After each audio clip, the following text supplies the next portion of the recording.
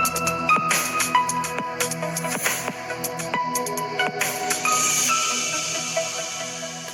Friends, എല്ലാവർക്കും പുതിയ വീഡിയോയിലേക്ക് സ്വാഗതം. It's me Akhil Satheesh and welcome to Akhil Satheesh world. ഒട്ടും സമയം കളയാനില്ല.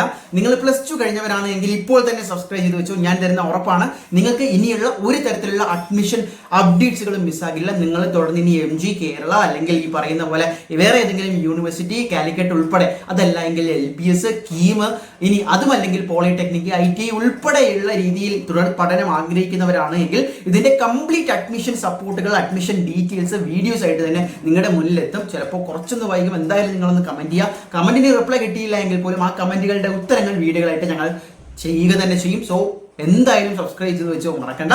ഇനി ഈ ഒരു വീഡിയോയിൽ നമ്മൾ ഡിസ്കസ് ചെയ്യാൻ പോകുന്നത് നിങ്ങൾ ഏത് ജാലകം വഴി, ഇപ്പോൾ ഏത് യൂണിവേഴ്സിറ്റിയുടെ വെബ്സൈറ്റ് വഴി ഏത് രീതിയിലുള്ള കോഴ്സ് ആയിക്കോട്ടെ നിങ്ങൾ അപേക്ഷിക്കുന്നതിന് ഇപ്പോൾ തീർച്ചയായിട്ടും തയ്യാറാക്കി വെക്കേണ്ട ചില രേഖകളുണ്ട്. ചില യൂണിവേഴ്സിറ്റികൾ ഓൾറെഡി അഡ്മിഷൻ വിളിച്ചു കഴിഞ്ഞിട്ടുണ്ട്. ചിലതിൻ്റെയൊക്കെ ഡേറ്റ് കൂടുതൽ നീട്ടാനുള്ള സാധ്യതയുണ്ട്. നിലവിൽ എന്തൊക്കെയാണെന്ന് നോക്കാം. മാക്സിമം പേരിലേക്ക് ഷെയർ ചെയ്തോ. ഇനി ഒരു കൺഫ്യൂഷൻ ഉണ്ടാകാൻ പാടില്ല.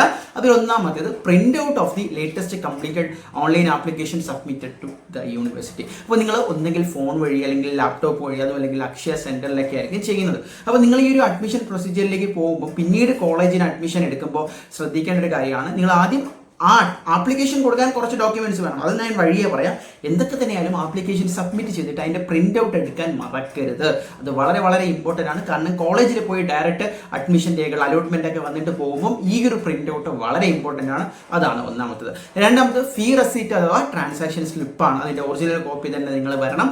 യൂണിവേഴ്സിറ്റി രജിസ്ട്രേഷൻ ഫീ ഓരോന്നിനും ഇപ്പോൾ അപ്ഡേറ്റഡ് ആയിട്ടുള്ള ലിസ്റ്റ് വന്നിട്ടുണ്ട്. അപ്പോൾ നിങ്ങൾ അത് അക്ഷയ വഴിയാണ് ചെയ്യുന്നതെങ്കിൽ അതിന്റെ പേയ്മെന്റ് സ്ലിപ്പിന്റെ കോപ്പി കൂടി ഒറിജിനൽ തന്നെ എന്ത് ചെയ്യുക, അത് കൃത്യമായിട്ട് കരുതി വെക്കുക എന്നുള്ളതാണ്. ദെൻ അലോട്ട്മെന്റ് മെമ്മോ അത് വരട്ടെ. അപ്പോൾ ഞാൻ പറയുന്നത് ഇത് കോളേജുകളിൽ പോയി അഡ്മിഷൻ എടുക്കാൻ സമയത്ത് നിങ്ങളുടെ കയ്യിൽ ഉണ്ടാകേണ്ട ഡോക്യുമെന്റ്സ് ആണ്. ഓക്കെ, അപ്പോൾ ഇതിന് താഴോട്ട് ഞാൻ പറയുന്നത് നിങ്ങൾക്ക് ആപ്ലിക്കേഷൻ കൊടുക്കാൻ തന്നെ ആ ഡോക്യുമെന്റ്സ് വേണം. ഇനി മറ്റെന്താ, print out of the complete online application submit എടുത്ത മാനേജ്മെന്റ് കോട്ട. ഞാൻ ഈ പറയുന്ന പോലെ മാനേജ്മെന്റ് കോട്ടയാണെങ്കിൽ അതിനനുസരിച്ച് മാനേജ്മെന്റ് സീറ്റിന്. ഇനി original mark list of the qualifying examination. ഇതിന് നിങ്ങൾ ശ്രദ്ധിക്കേണ്ടത് +2വിന്റെ മാർക്ക് ലിസ്റ്റ് കോപ്പി എടുക്കുക, കളർ കോപ്പി തന്നെ എടുക്കുക. ഈ പറയുന്ന +2 സർട്ടിഫിക്കറ്റ് വരാൻ എന്തായാലും വൈകും. ഇപ്പോൾ നിങ്ങളുടെ കയ്യിൽ ഈ +2വിന്റെ മാർക്ക് ലിസ്റ്റ് ഉണ്ടായിരിക്കണം എന്നുള്ളതാണ്. അപ്പോൾ +2 എന്ന് പറയുന്നത് അഗ്രിഗേറ്റഡ് ആണ്. അതായത് +1ന്റെയും +2ന്റെയും കൂടി ചേർത്ത് സ്റ്റേറ്റ് സിലബസ് ആണെങ്കിൽ 1200 ആ മാർക്ക് ലിസ്റ്റ് വേണം എന്നുള്ളതാണ്.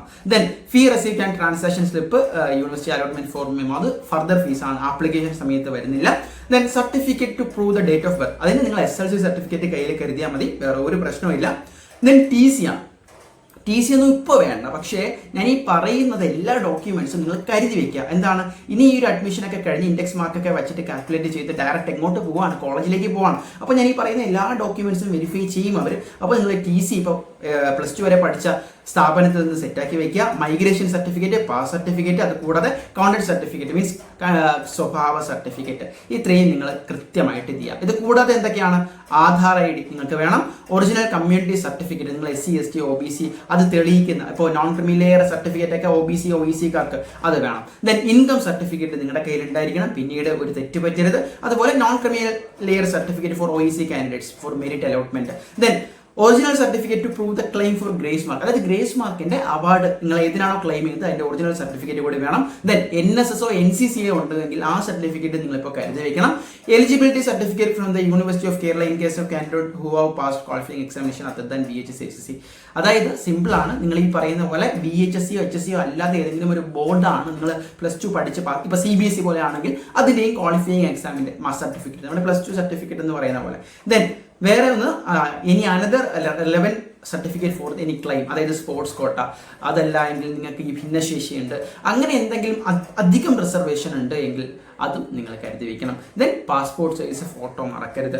ഇതൊക്കെയാണ് ഓവർലൈൻ ചെയ്ത് പറയാനുള്ള ചില ഡോക്യുമെന്റ്സ്. അതിന്റെ കംപ്ലീറ്റ് വീഡിയോ നമ്മൾ എന്തായാലും ചെയ്യുന്നതാണ്, ഡീറ്റെയിൽസ്. അപ്പോൾ ഇത്രയും ഡോക്യുമെന്റ്സ് ഉണ്ടോ എന്ന് കരുതി വയ്ക്കുക. ഇത് ഞാൻ പറയുന്നത് ഓൺലൈൻ ആപ്ലിക്കേഷൻ സമർപ്പിക്കുന്നത് മാത്രമല്ല, അതിനുശേഷവും നിങ്ങളുടെ കയ്യിൽ കോളേജിൽ അഡ്മിഷൻ കൺഫേം ആകുന്നത് വരെ നിങ്ങളുടെ കയ്യിൽ സൂക്ഷിക്കേണ്ടതായിട്ടുള്ള ഡോക്യുമെന്റ്സ് ആണ്. സോ ഗൈസ്, വളരെ സിമ്പിളായിട്ട് ഞാൻ പറയാൻ ശ്രമിച്ചതാണ്, നിങ്ങൾക്ക് മനസ്സിലായി എന്ന് വിചാരിക്കുന്നു. ഉപകാരപ്രദമായി എങ്കിൽ ജസ്റ്റ് ഒരു നല്ല ഇമോജി കമന്റ് ചെയ്യുക. അതുപോലെ ഏറ്റവും പുതിയ അപ്ഡേറ്റ്സിന് ചാനൽ സബ്സ്ക്രൈബ് ചെയ്തോ. നിങ്ങളുടെ ഡൗട്ടുകൾ കമന്റ് ബോക്സിൽ എന്തായാലും ചോദിച്ചോ. All the best. നിങ്ങൾ ഏത് യൂണിവേഴ്സിറ്റിയിലേക്കാണ്, ഏത് കോഴ്സാണ് പഠിക്കാൻ പോകുന്നത് എന്ന് മറക്കണ്ട കമന്റ് ചെയ്തോ.